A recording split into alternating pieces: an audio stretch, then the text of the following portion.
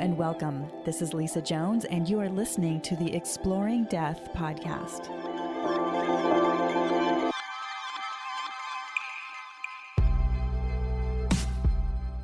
Hello, it's Lisa Jones with the Exploring Death podcast, and today I have with me Kate Manser.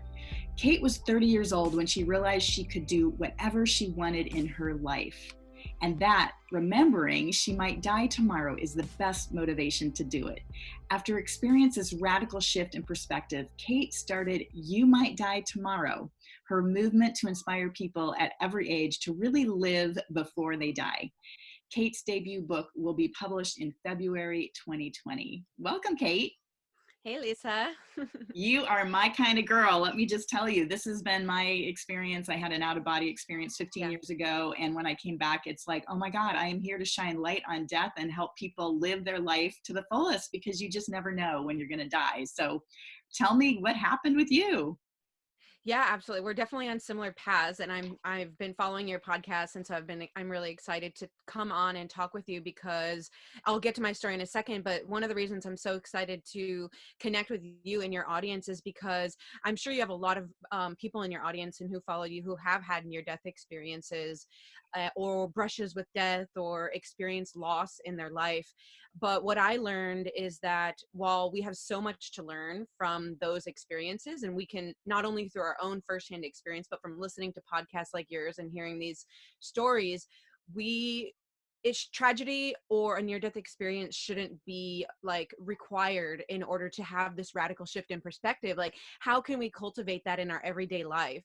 And so that's kind of the mission that I'm on. And my experience of this radical transformation did come from an experience or several experiences of loss, but it's now my mission to the shared mission that we have to shine that light on death, but also to help people do it in their normal life without having to wait around for an external circumstance. I love it. To do it for us. Absolutely. And I love it because I feel like, yeah, you've taken it right down to the real, like the point of this whole thing. The whole reason I'm doing this podcast is to help people. They don't have to have an out-of-body experience. They don't have to have a near-death experience, but just to open the conversation and let people realize that, you know, that we don't die, that we just go into some transition and into another world. But meanwhile, while we're here, let's live our life to the fullest. And so I just love that you're on this mission.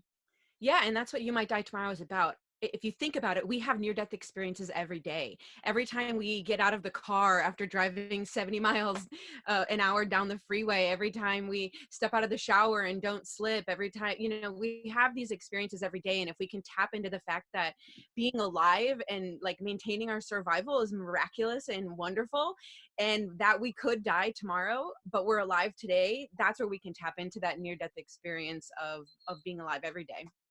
Oh my gosh, so true, so true. So tell me what happened to you, or I mean, I know it sounds like you did have an external experience, but tell us what's Yeah, up. so 5 years ago, I was just going along in life like everybody else, kind of following the blueprint of what I thought my parents wanted or whatever everyone else society wanted. And I had a great full-time job, and in the span of 3 months' time, three people around my same age, friends of mine, died in just unrelated, unexpected tragedies. And I hadn't really thought too much about death in my life before, but after 3 months or 6 months, three people died. It was like all the safety of my life disappeared, and I went from never thinking about death to feeling like I could die at any moment. Like, if they could die at 28, why, I could die at 28. And so for 1 year after that, I went through this period of just being completely consumed by my anxiety about potentially dying. I mean, for me in that year period, death lived around every corner. It was in every intersection that I drove through.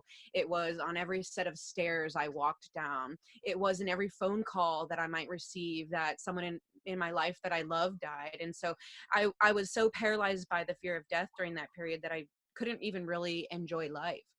And what broke me out of that period of anxiety was, like, unusually, a fourth death. So a friend of mine, Dan Friedenberg, he was climbing Mount Everest, and he actually died in the 2015 Nepal earthquake when an avalanche struck, and he died at base camp. And what happened when I reflected on his death was I realized how absurd it is that I'm afraid of falling down the stairs when here's this guy who's bravely living his authentic expression of life by climbing Everest, and I'm wasting the precious life that I have in fear when I could be channeling that energy instead into the beautiful experience of being alive.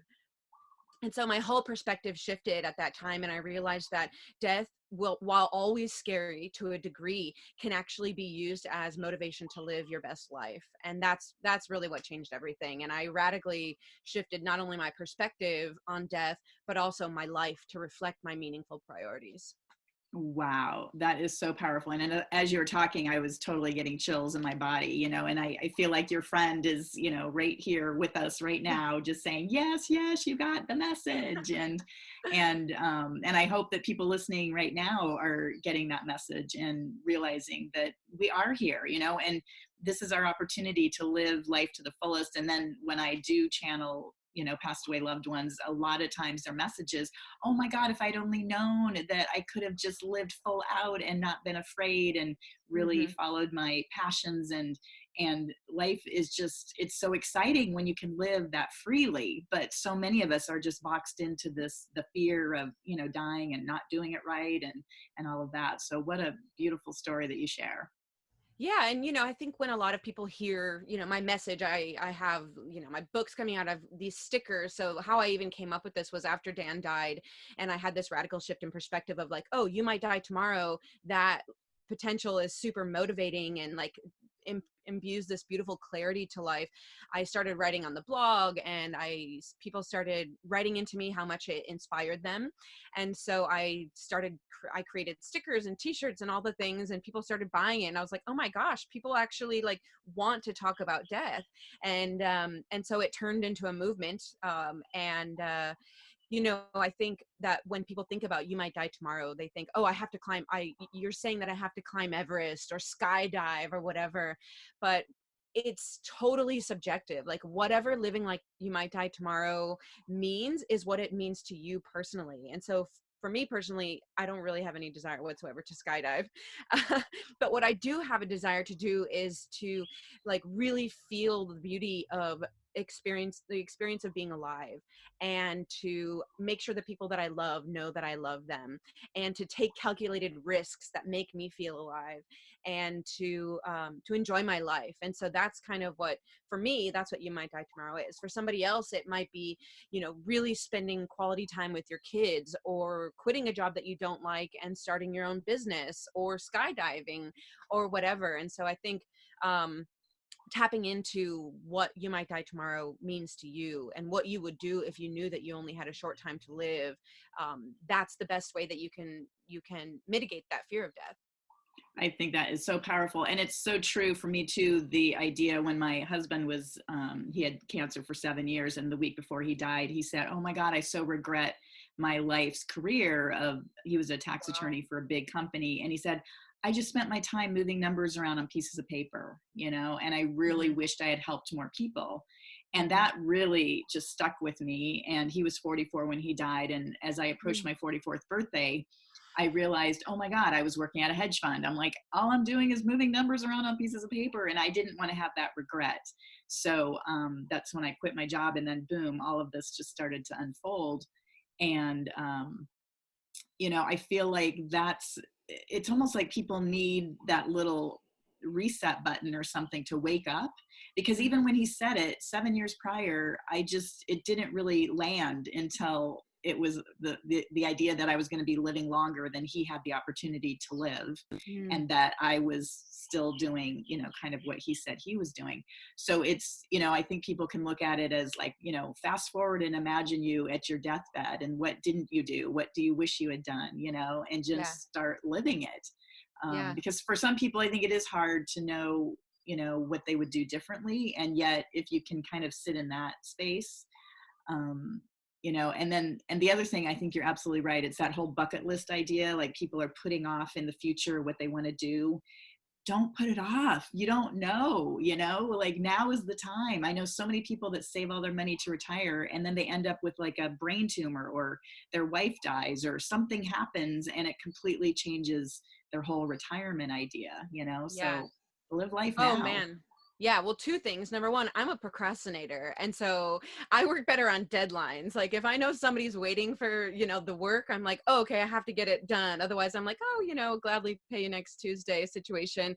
And so living life with a potential deadline is what is motivating to me. And so that's where, living like you might die tomorrow puts a time limit and inspires action instead of procrastination. And then the second thing you totally hit on is this idea of like the intense and beautiful clarity that we get at the end of our life doesn't only have to happen at our actual end of life. And so this is why I created two things. Number one, the deathbed gut check, and number two, the deathbed meditation.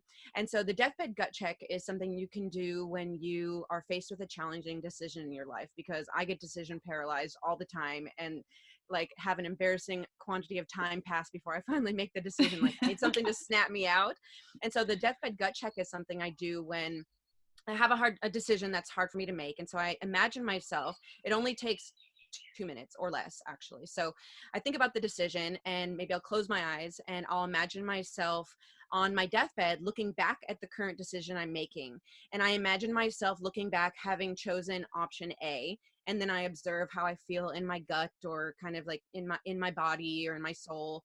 And then I will if that maybe that will tell me right away and I don't even have to repeat it for option B, because if you have that sense of like heaviness or sinking in your gut that you made the wrong choice, you got to choose something else. Or if you do the deathbed gut check and you feel this like fulfillment and lightness of being, that's how, from the perspective of clarity of being on your deathbed, that just like tells you right away.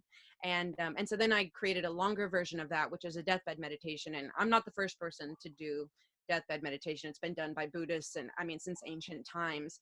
But I created a 20-minute guided meditation that allows you to do a longer version of the deathbed cut check, which is where you really ease into this like visualization of being on your deathbed, and then you get to look back over your life and kind of weigh your decisions that you made and weigh currently how you're currently living life. And then at the end we get the wonderful news that we're not on our deathbed, that we have more time. And so any feelings that came up, we have the power to influence our life now going forward. Wow, that is so powerful. I absolutely love that. And it's so interesting. I am a hospice volunteer here in Maui. And Mm. recently I sat with a patient and he was literally, unconscious and just breathing deeply, and his breaths were getting longer and longer. And so as I was sitting with him, I kind of went into this meditative state and was breathing with him. And in my mind, I went to that space of what if this was me lying there in that bed, and is there anything that I've left undone that I want to do differently? And it was so powerful. And there was a letter that I felt I needed to write, and which I Oh, did the next day. And I was able to release so much. It was a forgiveness situation. And it's so powerful. So I love that you've created this meditation so people can really just go there, and you don't have to be sitting with a dying person to go do that experience. That's wonderful. yeah, but that certainly helps. And I think the deathbed meditation is, I try to do it, every once in a while as a way to check in. But that deathbed gut check is again a way to pop out of that decision paralysis and have that clarity, like you said, that you experienced at the bedside of a dying person to influence us every day. Yeah, that's wonderful. Do you have any other stories? Like, I mean, did you quit your job? Did you do anything, radically, different? Oh yeah, I did all the things. Yeah. So once after Dan died, I realized that I had always wanted to travel, and I had this great job. I was working at Google, and I just was like, I can't do this right now. I'm saving up for retirement, and what if I don't make it there? Just exactly like you said. And so I made the decision to leave Google, and after I was gonna give notice in like 5 months. A side story is that I decided I was going to leave Google and started saving up money, because traveling, obviously, you need to have a little piggy bank going. And I got really scared at one point, and I was like, oh, I don't know. I sort of like got away from that you might die tomorrow perspective, and I was like, this is too much. This is too scary. I'm breaking from the herd. And it turned out that this amazing sign from the universe came, which is that 2 months before I was going to give notice, and I got that really kind of fear energy happening, my team got the opportunity to either take a different job at Google. Like our team was getting moved to a different state. So we were either instructed, we had three options. You can either move to, where your job is going to be, which was New York. You can find a different job at the company, or you can take a layoff, which is 4 months of your pay, and get a severance of 4 months of your pay. And so I was just like, I was going to quit. And now, I'm getting this amazing gift from the universe to do it. And so I did. And I ended up traveling for 2 years around the world, and I road tripped with my dog around the United States. And it was wonderful because I got to experience that there are so many people around the world that are hungry for this message. There's so many people around the world that have a more healthy and intimate relationship with everyday mortality than we do. And so in all of that research and meeting people, it just really influenced the way that I look at life and death. And all of that research has gone into the book that's coming out in February. And I'm sure you've connected with so many people that have unique experiences on mortality. Yeah, wow. I love that story so much. And a very similar thing happened when I was working at that hedge fund. And as I was approaching my 44th birthday, and the universe kept just saying, you got to quit, and, go help more people. And I didn't want to. I was getting paid great money, but things at work just got harder and harder. And I finally was like, okay, I'm going to, give notice. And then they said, well, if you can just stay 2 more weeks, we'll give you $10,000. And so it was kind of the same type of situation where it was like, once I finally gave notice, it was like, okay, yes, you can quit, but here's an extra, which was like, oh my God, a gift from the universe for, doing the right thing. So, for me, wow, that is so cool. And I think that's where impermanence helps us, because so often in life, when we're looking at this like long road of life, we assume that we make a decision and then that's what it's going to be forever. I quit Google, and I traveled for 2 years. I ran out of money. I went back to another corporate job, saved up another bunch of money, and now I'm writing this book. Like, life is constantly changing. Life is impermanent, and so it's kind of like living like you might die tomorrow is just that swift kick in the butt, as like, just start something that's meaningful to you and makes you happy to be alive. It may not last forever. It definitely might not succeed, but it will bring you joy in the lifetime that you have. Right. Oh my gosh. Again, you and I are so on the same path, because that's my whole thing, is follow your joy. In life is too short not to be constantly following those breadcrumbs of joy. Yeah. And when you find yourself in a place where you're not happy and things aren't going right, well, that's a sign from the universe saying, oh, time to change do something different. And as difficult as it is sometimes to like leave a really great corporate job, or leave maybe a loved one that things are just not working, but ultimately it leads to bigger and better things. At least that's been my experience. So, and growth. Yeah, absolutely. That is so cool. Well, I always pull cards for people, so I think this will be a good time. Are you ready? I'm so ready. Thank you so much. Oh yeah, this is exciting. Let's see what universe has to say. Okay. Oh my goodness, all these ones are jumping out here.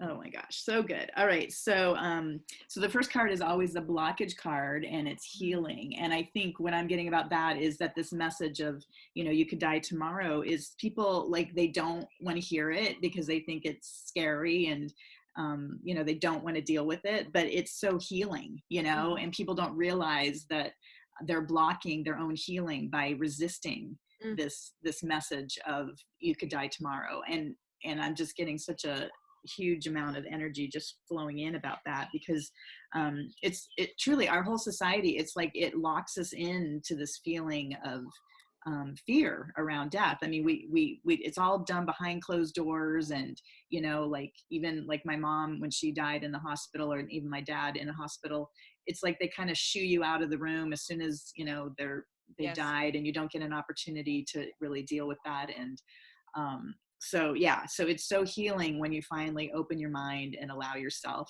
to to just know that we're all going to die. Oh, and something else is popping in, which is people think it's superstitious. Like if you talk about like putting your will together, or if you talk about death, that somehow you're bringing it on. And that's, to me, completely the opposite. You know, it's when you're resisting it, that's when the fear just keeps persisting. Yes. You know, it's when you finally open your heart and let it in.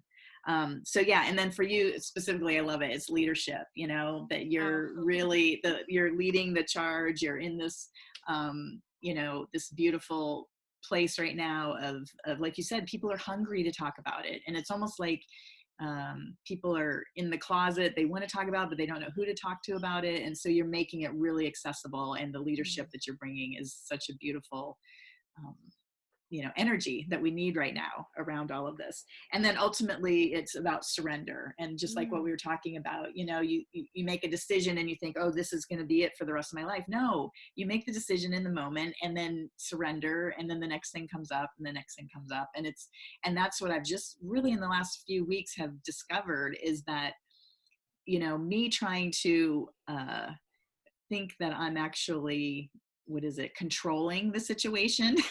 Yeah. I'm not controlling anything, you know, like that's all just an illusion. Like we, you know, things are, as I recently said, it's like there's a river and you're either swimming up against it, or you just surrender and let the boat take you where it's going to take you, you know. And it just works so much better when you allow it to just go with the flow of what's happening in life. And again, with the intention of connecting with your joy and making decisions that, you know, lead you down that path of joy, rather than, you know, turmoil and going over the rapids and all of that stuff. So yeah, I'm starting to see that element of surrender is part of like that expression of life. Following your bliss is, I think, number one, like paramount. You have to follow your bliss, and you're going to create this amazing ripple effect of positivity in the universe and of the people around you, far beyond that which you'll ever know. But leaning into fear is almost just as important. And that's what living like you might die tomorrow, or facing your fear, is about. We as humans, the more mysterious something is, and the more it's cloaked in that darkness, the scarier it is. So the more we can lean into a fear, to acknowledge it and to explore it, what is it about it that scares us, to make it a part of our everyday life, that darkness then is removed. And about that surrender, man, just yesterday, you know, I left my second corporate job, where, you know, saved up enough money to get this book out and do all the things. But it's scary, right? Like, it's when you're living life differently than most other people, there's always a fear. When you're doing something that you love, there's always a fear. And so I was driving yesterday, and I was just having this moment again where the fear came up, and I was like, oh my gosh, what am I doing? What if this whole thing fails? What if people think it's stupid? And I had been following this white sedan for like 8 miles. And finally I noticed the bumper sticker on the back. It said, "Fear not." And I was like, okay, universe, like, I'm just going to let go and remember that no matter what, even if this thing totally bombs and I end up having to do something completely different, I'm doing something that like lights my fire to live right now. And that's all I can do. And the universe will take care of the rest for me. wow, I love that so much. Once again, we've got all these great synchronicity stories, and in fact, it's right over there. I don't want to lunge over there and grab it, but I was leaving my husband and driving my car across the United States all by myself to LA. So from South Carolina all the way across to LA. And I would think I was about halfway in Missouri, and I was crying, and I literally out loud, I was just like, oh my God, have I made the right choice? Yeah. You know, what am I doing? I'm just, you know, because I just felt this calling to move to Hawaii, and I just had to do it. And so right then I just finally, you know, I'm driving, and I kind of like look in front of me, and there's a truck right in front of me, and it says, "The right choice, the best choice." And I took a photo. I know, right? We'd come to a stoplight, and so I was able to take a picture. And so a dear friend of mine, I told him the story. He's actually writing about it in his latest book. He's like, "Can you send me that picture?" So I sent it to him. And then about 6 months later, when I was going through another something bad time, all of a sudden in the mail, I got a framed photo of that truck with the Oh right my choice, the goodness. best choice. So it is so true. The universe is giving us signs all the time, and but you need to be, you need to open your eyes. I mean, here I was crying and so upset, but when I finally was able to look outside of myself and look around, and just like you, seeing that sign, fear not. It's like that old joke that's like, the guy gets to the gates of heaven and says, God, for my whole life, I asked you, please, I want to win the lottery. I prayed and prayed my whole life to win the lottery. Why couldn't you just give me that one thing? And God said, you never bought a ticket. I love it. That Got is to take so that true. first step. We've got to do something that gets us toward our dreams. And then again, that back to that beautiful card you pulled, surrender, is just surrender to the flow of life, and That's the signs right. that are out there for us. Absolutely. Absolutely. Well, good. So, for our listeners, is there anything? I mean, I know you talked about the bedside meditation and, the gut check. Is there anything else you can share with them, like as a, maybe to get them off their, out of their fear or anything? Yeah, great question. So I've studied a lot about the psychology of mortality awareness and the fear of death. And what I found is really incredible. And that is, there's two like really major ways that you can begin to reduce your fear of death. I mean, a lot of us will grapple with like a heightened fear of death at a point in our lives, or like I did, where I had an entire year that was kind of consumed by it. And it's totally natural to fear death, right? It's actually the universal fear. Even Buddha said that no man can evade the fear of death. And so the two main ways that you can mitigate your fear of death and reduce it and make it productive are, number one, to open your mind to the idea of death and to begin to notice everyday examples of death in your life, to discard the idea of it being only morbid, and to really embrace the idea of the reality that we will die, and that we don't know when it is, and it could be tomorrow. And so it's easier said than done, but by listening to a podcast like this, or talking to people about death, talking to people with terminal illness, or reading a book like You Might Die Tomorrow, you can begin to open yourself up to like reducing that fear. And it's like exposure therapy, right? Like if you're afraid of heights, a therapist might instruct you to go a little higher in a building every day until you're finally able to stand over the edge and not, just be completely consumed by fear. It's the same with any fear. By exposing ourselves to it more, we can then reduce our fear of it. And then the second way to mitigate the fear of death is based on the fact that most of us fear having died without really living, right? Like that's a big part. There's many reasons that we fear death, but one of them is that we're afraid of dying having not used the one opportunity that we had to live, or dying with unfinished business, or words unsaid, or love not shared. And so by actively living your version of a meaningful life, that in effect reduces that fear of dying without really living. And so by the two ways, number one, inviting death as an everyday part of life, and by actively living and following your bliss, those are the two best ways to reduce that fear.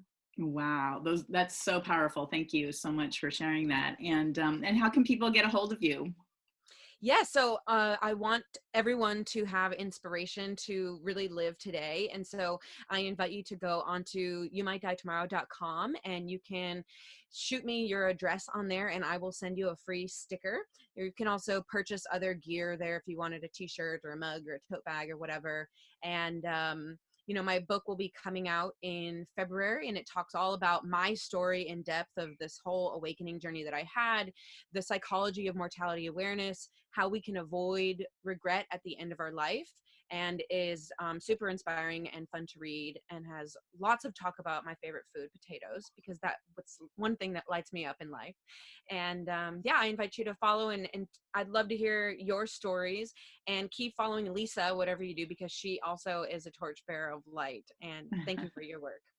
Well, thank you, Kate. This was amazing. And again, it was just so synchronistic how you landed right here, right now, as we're talking, because I literally was like, oh my gosh, I need somebody on Wednesday to do this interview. And I had asked a few other people and they were all busy. And then boom, all of a sudden I got this email from you. So once again, the universe just provides if you just open your eyes and look right in front of you. Yes, yes. And if you forget everything that we've talked about, just remember one thing: enjoy your life. Absolutely. Perfect final words. Thank you, Kate. Thank you for listening to the Exploring Death podcast. This podcast is for entertainment purposes only. Before you make any financial or legal decisions, consult a professional. This show is copyrighted by Exploring Death. Written permission must be granted before syndication or rebroadcasting.